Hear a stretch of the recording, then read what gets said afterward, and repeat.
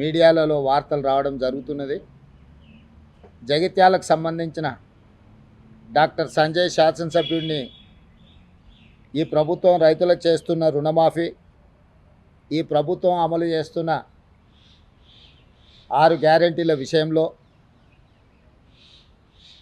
జగిత్యాల నియోజకవర్గ అభివృద్ధి కోసం వారు ప్రభుత్వానికి సహకరించి నడవాలని నిర్ణయించుకున్నారు.